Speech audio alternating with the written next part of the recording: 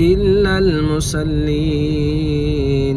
الذين هم على صلاتهم دائمون والذين في أموالهم حق معلوم للسائل والمحروم والذين يصدقون بيوم الدين والذين هم من عذاب ربهم مشفقون إن عذاب ربهم غير مأمون والذين هم لفروجهم حافظون